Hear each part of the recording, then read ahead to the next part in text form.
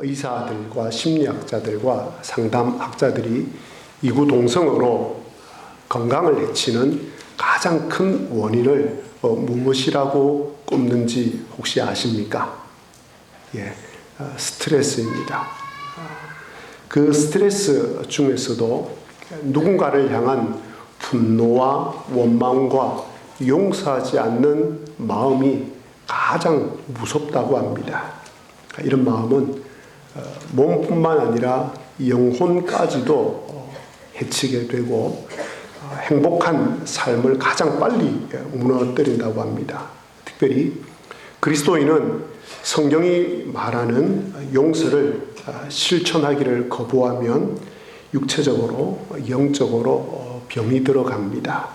겉으로는 괜찮게 보여도 속은 점점 곪아갑니다. 이것은 개인뿐 아니라 교회도 마찬가지입니다.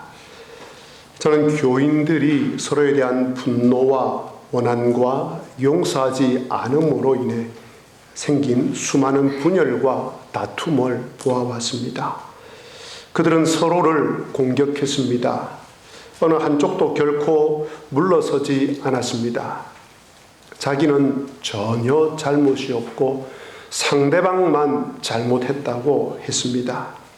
심지어 어떤 교회는 예배를 드리고 나서 다시 싸움을 시작했습니다. 예배를 드리면서 상대방에게 하나님 벌을 내려 주십시오. 저들이 잘못했습니다. 라고 기도를 합니다. 상대방을 결코 용서하지 않았습니다. 그러면 방금 드린 그 예배는 누구에게 드린 것입니까? 방금 그분들이 드린 찬양은 누구를 위한 찬양입니까? 하나님께서 그분들이 드린 예배와 기도와 찬양을 받으시겠습니까? 그런 교회와 그런 예배를 드린 성도의 삶이 어떻게 온전하게 세워질 수 있겠습니까? 우리는 이것을 통해서 한 가지 분명한 것, 진리는 아니지만 참 안타까운 진리에 가까운 사실 한 가지를 알게 됩니다. 그것은 용서가 기독교의 가장 중요한 덕목이라고 외치는 교인들이 혹은 용서를 가장 중요한 덕목으로 실천하며 살아가야 할 교인들이 서로 용서하지 않고 서로 원한을 가지고 살아갈 수 있구나. 심지어 주님의 몸된 교회가 분열되는 아픔을 겪는데도 불구하고 서로 분노의 감정을 가지고 행동하고 서로 용서하지 않을 수 있구나라는 것입니다. 인간이 얼마나 무서운 주인인가를 보게 됩니다. 그래서일까요? 이것을 알고 계신 예수님께서는 주기도문에 이렇게 기도하라고 가르쳐 주셨습니다. 우리가 우리에게 죄지은 자를 사하여 준 것 같이 우리 죄를 사하여 주옵소서라고 말입니다. 교회가 용서하는 곳이 되기를 얼마나 바라셨는지 알 수 있는 기도문입니다. 어쩌면 예수님께서는 용서하는 일이 얼마나 힘든 일인지를 아셨기에 이 내용을 넣으셨을 것 같습니다. 세상에서 가장 하기 힘든 말이 미안합니다. 죄송합니다. 용서해 주십시오. 용서합니다. 제가 잘못했습니다. 라는 말이라는 것을 예수님께서 아셨을 것이라 생각이 듭니다. 정말 용서만큼 중요하면서도 힘든 일은 없는 것 같습니다. 굳이 설명을 하지 않아도 여러분들 지금까지의 삶의 경험을 통해서 지나온 인생의 일들을 통해서 다 알고 계시지 않습니까? 만일 여러분께서 누군가를 향한 분노와 원한의 마음을 버리지 않고 용서하지 않는 삶을 산다면 첫째로 그것은 하나님의 말씀에 불순종하는 것입니다. 그 불순종을 계속 이어가고 있는 것입니다. 둘째로는 그로 인해서 여러분의 몸과 마음과 영혼이 실제로 병들어 가고 있습니다. 그렇다면 어떻게 용서를 잘할 수 있겠습니까? 용서의 비결이 무엇이겠습니까? 그것은 십자가를 바라보는 것입니다. 십자가가 바로 그 용서 그 자체입니다. 사도 바울은 성령의 감동으로 에베소서를 쓰면서 에베소 교인들에게 이렇게 말하고 있습니다. 오늘 읽은 말씀에 서로 용서하기를 하나님이 그리스도 안에서 너희를 용서하심과 같이 하라. 하나님께서 그리스도 안에서 여러분들을 어떻게 용서하셨습니까? 십자가를 통하여 용서하셨습니다. 십자가의 예수님은 내가 용서를 구하지 않은 모든 것까지 다 용서해 주셨습니다. 십자가의 예수님은 내가 고백하지 않은 죄가 있다고 해서 나는 너를 용서할 수 없어. 너가 너의 속에 있는 모든 죄를 다 고백하기 전까지는 너의 죄를 용서하지 않을 거야 라고 결코 말씀하지 않았습니다. 내가 예수님에게 서운한 행동을 한 것을 두고 꽁한 마음을 갖고 계시지 않습니다. 나의 죄를 오래오래 기억하고 계시지 않습니다. 이것이 십자가의 용서인데도 우리는 상대방에게 용서해 달라는 말을 잘 하지도 못하고 상대방의 용서를 따뜻한 마음으로 잘 받아들이지도 못합니다. 많은 성도들이 고난주간이 되면 십자가의 사랑을 생각하면서 많이 웁니다. 나 같은 죄인을 용서해 주신 십자가 앞에서 울고 감격합니다. 저도 그렇습니다. 십자가의 용서에 감사를 합니다. 십자가의 용서를 계속 바라면서 살아가고 싶습니다. 그런데 정작 자신은 다른 사람을 용서하지 않으면서 이런 것들을 바란다는 것입니다. 1만 달란트 빚진 자의 비유를 들으면서 용서의 기쁨을 깨닫고 누리지만 정작 나에게 잘못한 사람, 나를 서운하게 한 사람은 용서하지 않습니다. 그러면서 나를 용서해 달라고 합니다. 여러분, 정말 나 같은 죄인을 용서해 준 십자가의 그 용서와 십자가의 사랑을 깨달은 사람이라면 어떻게 할까요? 1만 달란트의 빚을 탕감받은 사람이라면, 그것을 정말 깨달은 사람이라면 어떻게 할까요? 나에게 잘못한 사람, 나에게 서운한 일을 한 사람을 용서해 주려고 하지 않겠습니까? 만일 이런 용서의 태도 없이 나 같은 죄인을 용서해 주신 주님이라고 그냥 말한다면 그것은 말만 한 것뿐이지 정말 자신이 진짜 죽을 죄인이라는 것을 깨닫지 못한 것은 아니겠습니까? 자신의 죄를 용서받았다고 말은 하지만 실제로 하나님의 용서를 경험하지 못한 것은 아닐까요? 여러분 가운데 십자가의 용서를 진정으로 경험하지 못하고 깨닫지 못하고 이 자리에 앉아 있는 분은 안 계십니까? 그러시다면 이 시간 우리 주 예수 그리스도를 마음속으로 영접하시고 여러분의 모든 죄를 다 고백하시고 예수 그리스도의 용서를 경험하게 되시기를 진심으로 바랍니다. 고난주일은 십자가의 예수님을 묵상하고 기억하는 주일입니다. 그 십자가의 핵심은 용서입니다. 예수님께서 십자가의 그 잔인한 형벌을 받으신 이유는, 참 신이시면서 그 형벌을 받으신 이유는 저와 여러분의 모든 죄를 용서해 주시기 위함이었습니다. 그래서 우리는 그 십자가 앞에서, 그 십자가의 사랑 앞에서, 그 십자가에 달리신 예수님 앞에서 우는 것입니다. 나의 모든 죄를 용서해 주신 그 십자가의 사랑에 감사하며 감격해하며 우는 것입니다. 그러나 오늘 예수님께서는 나의 모든 죄를 용서해 주신 것에 대한 감사와 감격의 눈물을 그치고 서로 용서하라고 말씀하십니다. 하나님이 예수 그리스도를 통하여서 여러분을 용서하심 같이 서로 용서하라고 말씀하십니다. 그것이 십자가의 용서를 진정으로 깨달은 사람이라고 말씀하십니다.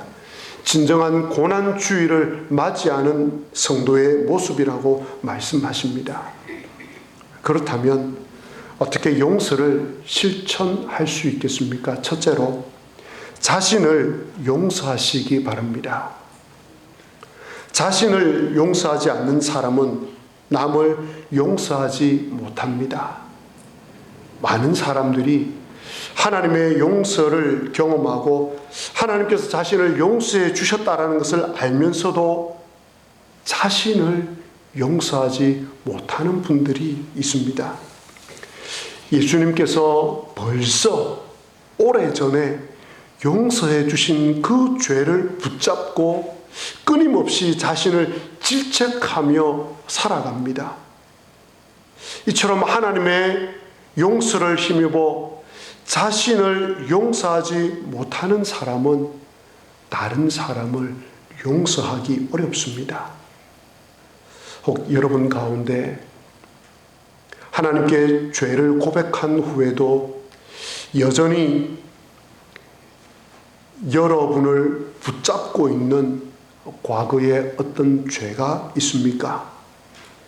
하나님께서는 여러분이 그 죄를 회개한 후에 그 죄를 기억조차도 하지 않으시는데 여러분은 그 죄를 계속 꺼내놓고 죄책감 가운데 살아가고 있지는 않습니까? 주님은 기억하지도 않는 그 죄를 말입니다. 그것은 예수 그리스도의 용서를, 예수 그리스도의 보혈을 헛된 것으로, 능력 없는 것으로 만드는 것입니다. 요한일서 1장 9절을 보시면, 만일 우리가 우리 죄를 자백하면 그는 미쁘시고 의로우사 우리 죄를 사하시며 우리를 모든 불의에서 깨끗하게 하실 것이라고 말씀해 주셨습니다. 둘째로, 여러분에게 상처를 입힌 사람에게 용서를 베푸시기 바랍니다. 여러분의 마음을 서운하게 한 사람에게 용서를 베푸시기 바랍니다. 여러분은 다른 사람들로부터 가혹한 말이나 행동을 인해서 상처를 입은 적이 있을 것입니다. 그 기억 지울 수가 없을 것입니다. 그래서 종종 그 일을 기억하면서 또 그 일이 떠올려질 때마다 상대방을 원망하고 미워할 것입니다. 그가 나에게 준 상처가 얼마나 깊은데, 그 사람이 나를 얼마나 서운하게 했는데, 얼마나 나에게 못된 말을 했는데, 그리고 그 사람이 아직까지 나에게 용서를 구하고 있지 않는데 어떻게 내가 용서할 수 있단 말입니까? 라고 하면서 용서하지 않는 나의 모습을 정당화시킬 것입니다. 그런 나에게 예수님께서 말씀하십니다. 얘야, 너가 나에게 행한 죄가 얼마나 큰 줄 아니? 십자가에 달린 나를 바라보아라. 나의 찢긴 손과 발을 바라보고 가시 면류관 사이로 흘러내리는 피를 바라보아라. 그것이 너가 나에게 행한 죄의 무게란다. 그래도 나는 너를 용서하지 않았느냐? 너의 모든 죄를 다 용서해 주지 않았느냐? 사랑하는 여러분, 여러분에게 상처를 입히고 여러분에게 서운한 말과 행동을 한 사람을 십자가의 사랑으로 용서해 주시기 바랍니다. 여러분 마음과 몸에 박혀 있는 과거의 상처를 내보내시기 바랍니다. 용서를 구하지 않아도 용서해 주시기 바랍니다. 용서해 달라는 그 상대방을 따뜻하게 맞아들이시기 바랍니다. 원수처럼 지내고 인사도 하지 않고 손도 내밀지 않는, 여전히 그렇게 하고 있는 자신의 모습을 바꾸려고, 십자가의 사랑과 십자가의 은혜로 바꾸려고 노력하시기를 바랍니다. 울지만 마시고 상대방에게 화해의 손길을 내미시기 바랍니다. 어려운 일인 줄 압니다. 십자가의 은혜가 부어져야만 가능한 일인 줄 압니다. 십자가의 은혜를 간구하시면서 이 어려운 일을 실천해 보시기를 바랍니다. 그래야만 여러분 마음에 깊은 상처가 치료됩니다. 여러분의 몸이 치료됩니다. 여러분 속에 깊이 감추어 두었던 그 분노와 원한이 사라집니다. 만일 여러분이 이렇게 하지 않고 살아가시면 평생 여러분의 육신과 영혼이 점점 곪아갑니다. 그리고 더 나아가서 내 속에 곪아 있는 그 상처와 분노를 다른 사람에게 표출하게 되고, 그로 인해서 다른 사람과의 인간관계가 늘 깨어지게 됩니다. 이 시간 여러분 마음속에 오랫동안 품어왔던 누군가를 향한 분노와 원한과 미워하는 마음을 내어 보내주기로 결심하십시오. 힘드시거든 십자가 앞에서 내가 어떤 존재인가를 곰곰이 생각해 보시기를 바랍니다. 세 번째로, 누군가의 마음에 상처를 주셨다면 용서해 달라고 이야기하시기 바랍니다. 누군가의 마음에 상처를 준 것에 대해서 차마 말하기 힘드시거든 하나님께 용서를 구하시기 바랍니다.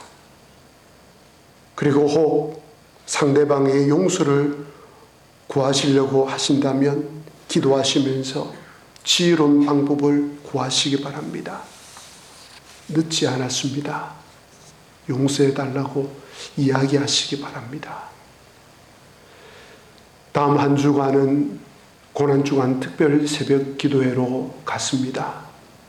여러분 개인과 가정과 우리 교회에 막혀있는 일들을 가지고 나오셔서 하나님께 기도하심으로 이 막혀있는 일들이 열려지는 놀라운 은혜가 임하기를 바랍니다. 뿐만 아니라 무엇보다도 용서와 관련하여서 막혀있는 일들이 해결되는 놀라운 역사가 일어나기를 바랍니다. 그래서 여러분의 몸과 마음과 영혼이 새롭게 되기를 바랍니다. 십자가에 달리신 예수 그리스도의 사랑이 저와 여러분의 몸과 마음과 영혼을 치료하고 회복시켜 주실 것을 주님의 이름으로 간절히 기원합니다. 아멘. 기도하시겠습니다.